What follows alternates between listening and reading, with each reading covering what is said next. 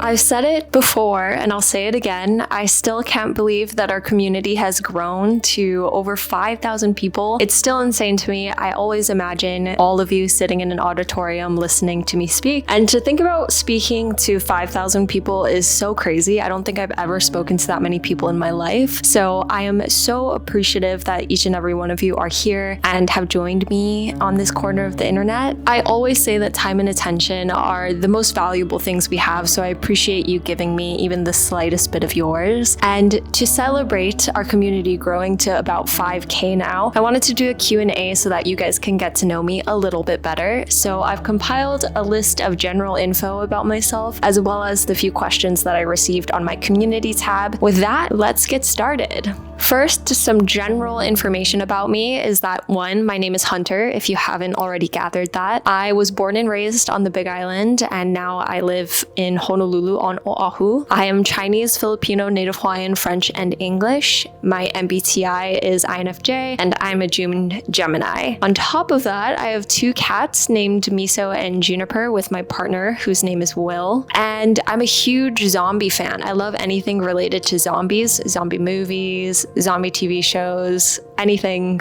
in that vein, I really enjoy. I also love mint tea, sour gummy candy, and my last fun fact is that up until the age of 13, I was convinced that I was a witch, like fully convinced that I just had to wait for my magical powers to kick in. But to be fair, as a native person, reverence for the natural world and communion with the supernatural runs in my blood, so I don't think I was completely off. That's kind of me. The first thing I wanted to share is how did I become a reader? What childhood books really inspired me to be a lifelong reader like I am today? And the earliest books I can remember loving are the R.L. Stine Goosebumps chapter books and the Edward Packard's Choose Your Own Adventure books. My mom had those around the house when I was growing up, so I really loved those. I also really loved the Bunnicula series when I was a kid, and I don't know anyone else who has read that series, so if you've read that series when you were a kid, let me know, unless it was like some sort of hallucination when I was growing up. I also loved A Series of Unfortunate Events, and then I moved to The Hunger Games, Harry Potter, Aragon, stuff like that. And when I was in elementary school / middle school, I remember being obsessed with this book called Peeled by Joan Bauer. I read it through multiple times because it was just at my public library, and I remember really loving that book too. I also really got into the Immortals series by Alison Noel, and that was kind of my first romantasy type of thing. And like every other Tumblr girl in the mid-2010s, I was really into John Green because he seemed to be the only person writing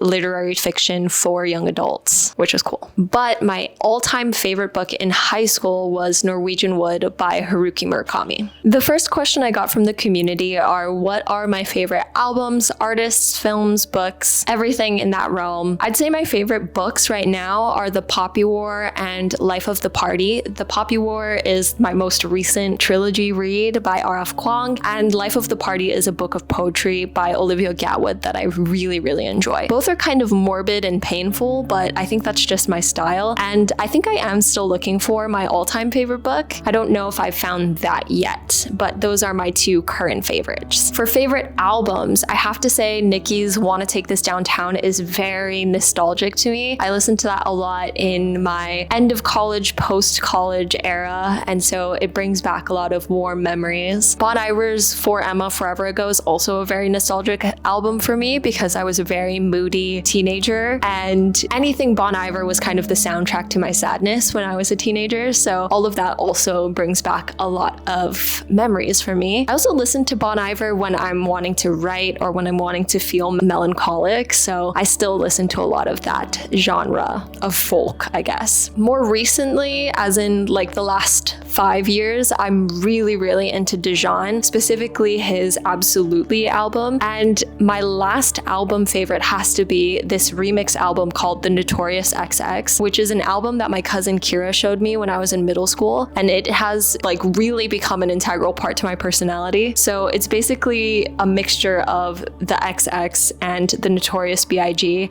and it's amazing. I'm still obsessed with that album to this day. I'm pretty sure you can only find it on SoundCloud SoundCloud and YouTube, but highly recommend the entire album. It's so good. Some other music favorites that really informed my personality was this YouTube channel called Blogotheque, or A Takeaway Show, and more specifically, the performances by Bon Iver and the Local Natives. Those two videos are my comfort videos when it comes to music. Anytime I'm feeling melancholic or nostalgic, I will go back to those videos. I'll link them down below so that you can enjoy them as well. But that whole YouTube channel I feel like is underrated. They have less than 1 million subscribers, which is kind of unreal to me because they feature a lot of really amazing and headlining artists. I'm sure you know about it already, but it really was a personality trait for me when I was in high school. On top of that, I think my comfort artists would have to be Pierce the Veil, the 1975, and Frank Ocean. But as of current, I really love Olivia Dean, Chappell Roan, Remy Wolf, Kenny Hoopla. I'm obsessed with Kenny Hoopla right now, and Sleep Token. If you want to see what I'm listening to, I'll link my Spotify in the description below, but my music taste is super all over the place and inconsistent. So if you're down for the ride, then check me out on Spotify, I guess. My favorite movies have to be Train to Busan because it's an amazing zombie movie. I also really love Tremors because how can you not love a sci-fi western? And I was also raised on the Sci-Fi Channel, so I have a soft spot in my heart for all of those movies from the early 2000s and 90s. Similarly, I love Lord of the Rings because my mom was really into Lord of the Rings, so I got into that when I was a kid, and Harry Potter, of course. But more recently, I really love Taika Waititi. I think it's really hard to blend humor with sadness, and that's something that he does really, really well.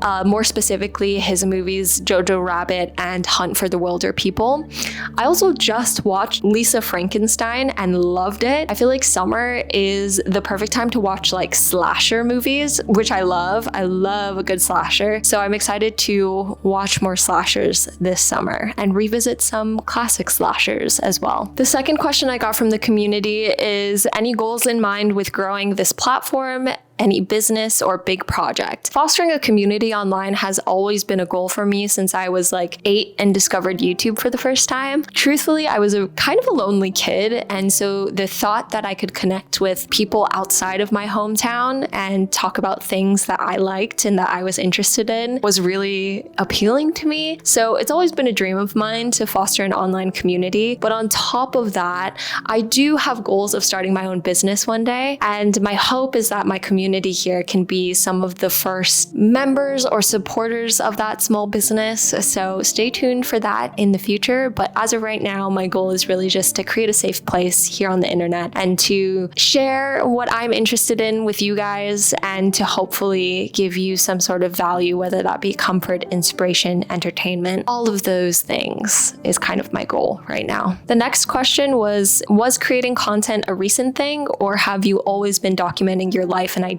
or did it start with YouTube? So I have always been an introspective person. As a kid, I used to journal a lot. And I think just the nature of being in your own head, you kind of become very introspective. And I actually started with photography because my mom was really into film photography. So she had a lot of film cameras laying around the house. And I was a victim of 2013 Tumblr. So I carried around a Canon AE1 like it was my job. But I started doing video when I was a kid also, when my mom bought me a flip video camera, and I just create fun little videos with my cousins and not post it anywhere. I will say that this YouTube channel is kind of my first earnest try into content creation, but professionally I have a lot of background in marketing and video production. So I have some on-set experience as well as script writing experience, branding experience, stuff like that from my professional career. One of my most proud achievements in content creation in my professional career is I created a dating show for Lexus Hawaii, and you can find it if you Google Love at First Lexus, but that was probably one of my favorite projects that I've ever worked on. I worked with a team of videographers, producers, stuff like that to make it happen. So probably the biggest project I've ever done and one that was the most fun and that I'm most proud of. So if you want to check it out, you can Google it. I won't link to it because I no longer work there, but I am very proud that I did that. The last question is, what did I learn and and what did I like most throughout my YouTube journey. And I think the biggest lesson I learned was how to find your creative voice, or the process of finding your creative voice. We live in an age where we're inundated with content all the time, and when you're constantly consuming, it's really hard to find your own style and voice. But what I found is that with anything creative, it's like a muscle that you have to work on daily, and you're going to create a lot of bad stuff before you create good stuff, but eventually you find your groove and you find what content feels really good and authentic for you to create. But before that, it's a very long uphill battle, and I feel like I'm still kind of tweaking what content feels really good to me. The second lesson I think I'm still learning, and that is to detach myself from any outcome. In building any sort of online platform, it's really easy to get lost in the noise of the numbers, and it can feel really defeating when you work really hard on a video and it doesn't get the viewership you were hoping for. What I'm trying to learn is to detach myself from the end result completely and to find joy and beauty in the process itself, so that I am more focused on my craft and not so much on